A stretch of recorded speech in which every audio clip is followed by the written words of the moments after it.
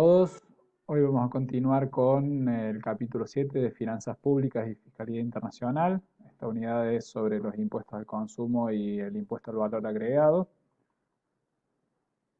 Partimos de una definición de lo que es un impuesto al consumo, como aquellos gravámenes que consideran el gasto como manifestación de capacidad contributiva de los individuos.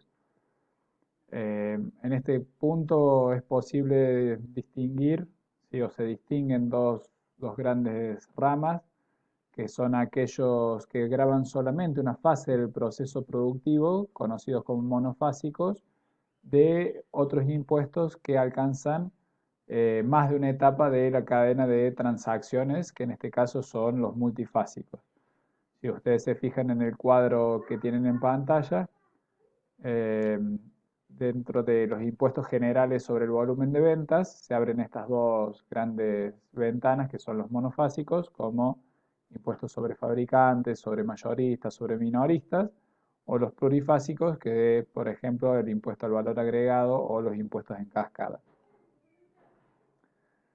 El impuesto directo al gasto personal es un tipo de impuesto al consumo, donde el objeto del gravamen es gravar el consumo de un individuo en un lapso de tiempo.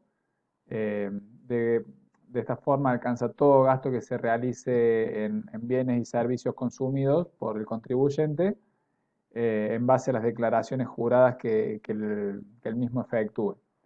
En este sentido, es un impuesto directo y personal y como alternativa de medición decimos grabar el consumo. La otra forma es grabar la diferencia entre lo que es el ingreso y el ahorro, porque obviamente nos termina dando cuánto consumió la persona.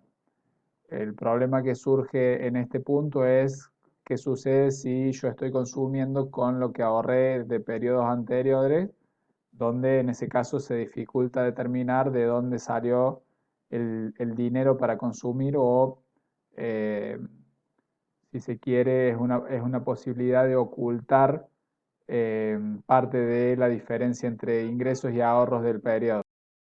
La justificación que se utiliza para este tipo de gravamen es que en este caso se respeta el principio de equidad porque se grava a los individuos por lo que toman de la corriente de ingresos o de la economía y no por lo que están aportando, como en el caso de los impuestos sobre la renta. Entonces, en este caso se justifica que la capacidad contributiva, en este caso, se refleja en la capacidad de gastar y no de producir. En este caso es un gravamen que estimula el ahorro y favorece la inversión, ya que obviamente encarece el consumo y también no genera los efectos adversos sobre el trabajo, como podría ser con el impuesto a las ganancias en el caso de las horas extra, que bueno, ya lo hemos utilizado ese ejemplo. Y otro de los argumentos a favor es que tiene efectos deflacionarios, ya que al restringir los gastos y disminuir la demanda, ayuda a quitar presión sobre el mercado de bienes. También hay una serie de críticas que la primera o la más extendida es la que premia excesivamente a los que ahorran gran parte de sus ingresos, y estos grupos generalmente son los que están los grupos más favorecidos de la sociedad, mientras que los sectores de bajos ingresos, como tienen que destinar la mayor parte de su proporción a lo que consumen, van a estar tributando en proporción una mayor cantidad de impuestos respecto a las clases con más ingresos, respecto al total de ingresos que tiene cada una de las clases. Y además que esta cuestión del efecto antiinflacionario en periodos que hay desempleo y deflación económica no es del todo conveniente, porque terminaría deprimiendo aún más ese tipo de fenómeno económico. Y además porque hay dificultades de implementar y controlar sobre todo los consumos que se hacen en negro, ¿sí? Es decir, los consumos no registrados.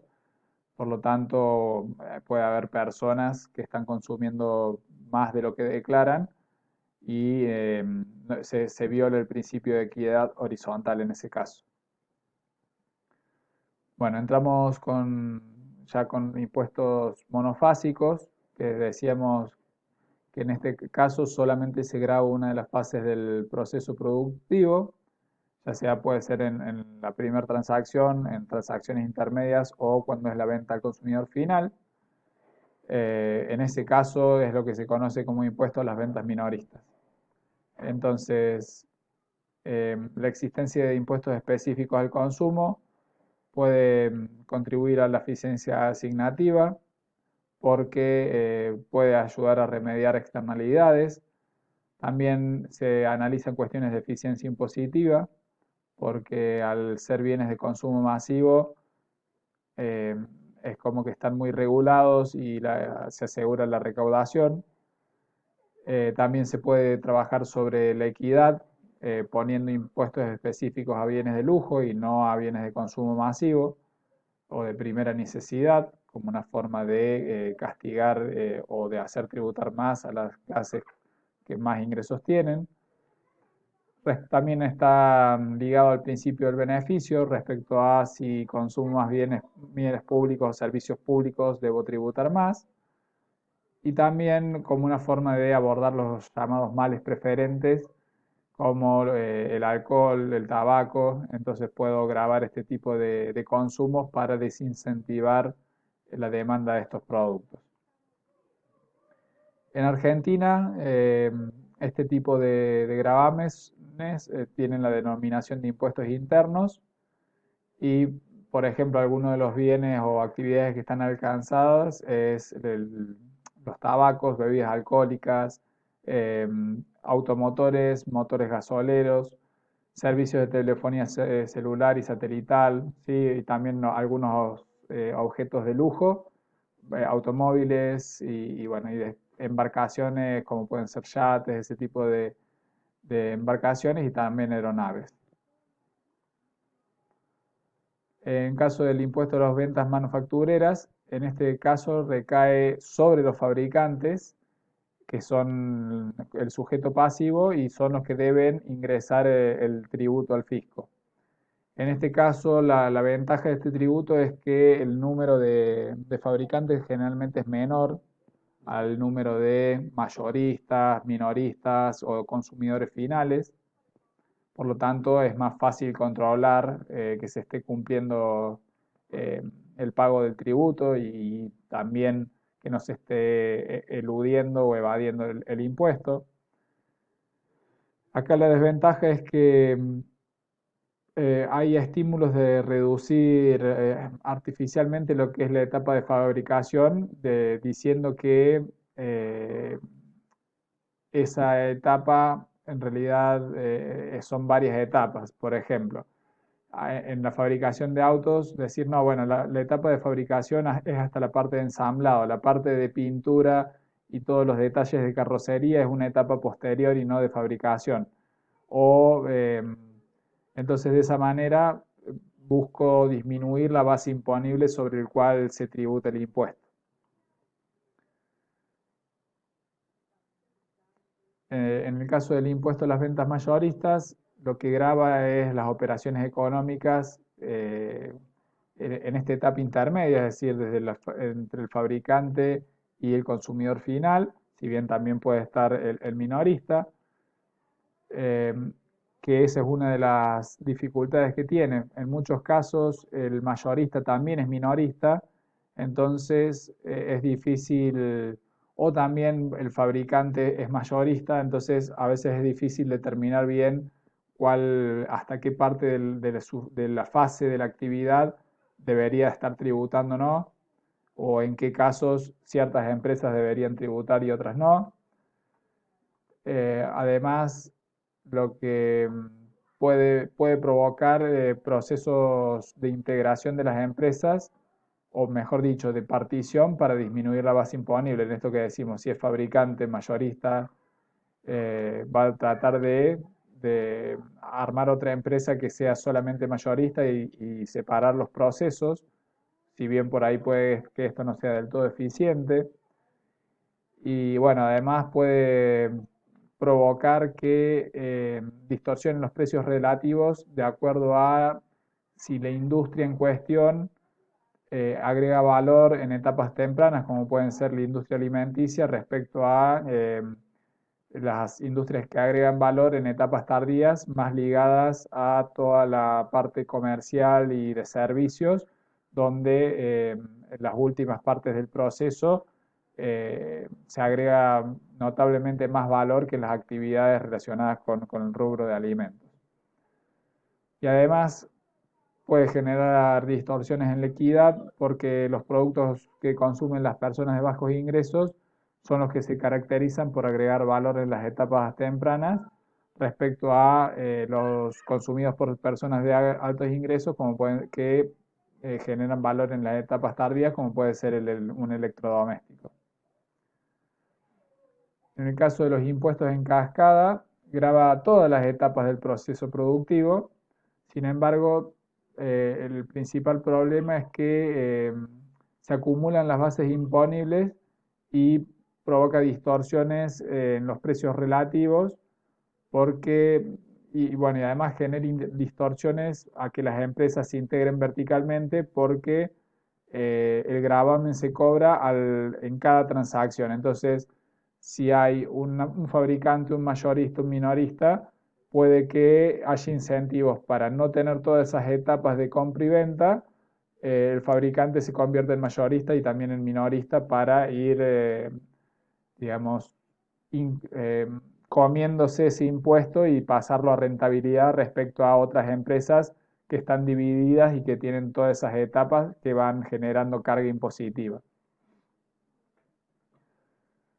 Obviamente, mientras más alta es la alícuota, más probable va a ser que se dé desintegración vertical, aunque no, a veces no es del todo eficiente. Muchas veces se necesita que cada eslabón se concentre en hacer lo que mejor hace y no estar creando departamentos o sucursales solamente por una cuestión impositiva.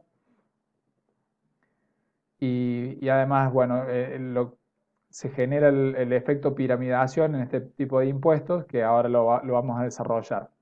Para eso establecemos una serie de supuestos. Una de que las empresas fijan sus precios en base a una política de markup, es decir, el costo más un margen de ganancia que quieren obtener. El impuesto que se aplica en la etapa 1 aumenta el valor de los insumos en la etapa 2 y ahí es donde se produce el efecto piramidación, ya que se coloca en la base de cálculo de ese beneficio que quiere obtener también lo que pague por impuesto en la etapa anterior. Sin embargo, hay que decir que no siempre el mercado convalida el markup, porque en mercados muy competitivos muchas veces no podemos fijar, la empresa no puede fijar la ganancia que le gustaría tener, ya que el precio de mercado no permite fijar una tasa de ganancia por encima de lo que convalida ese mercado. Para ejemplificarlo más claramente, lo vemos con este cuadro, donde tenemos las tres etapas, la del fabricante, la columna del fabricante, la del mayorista y la del minorista, donde el costo que tiene el fabricante de insumos es de 100 pesos, quiere ganar un 30%, por lo tanto el margen es de 30 pesos, por lo tanto el precio de venta va a ser de 130, en este caso estamos suponiendo que no hay impuesto. El mayorista a su vez le compra al fabricante 130, le agrega 30% de margen y así también va vendiendo al minorista y el minorista hace lo mismo. Compra 169, aplica un margen de 30% y termina con un precio final al consumidor de 219,70 pesos. Ahora, cuando incluimos una alícuota del 10% sobre, por ejemplo, la venta, tenemos que el precio de venta era 130 más la alícuota del 10%, el impuesto va a ser de 13, por lo tanto el precio de venta con impuestos 143. Sin embargo, el mayorista le va a cargar 30%, pero no sobre 130, sino 143, es decir, le está cargando 30% también sobre parte de lo impositivo que pagó el fabricante y que le incluyó en su precio de venta. Y el minorista termina haciendo lo mismo, por lo tanto el precio final es mucho más elevado.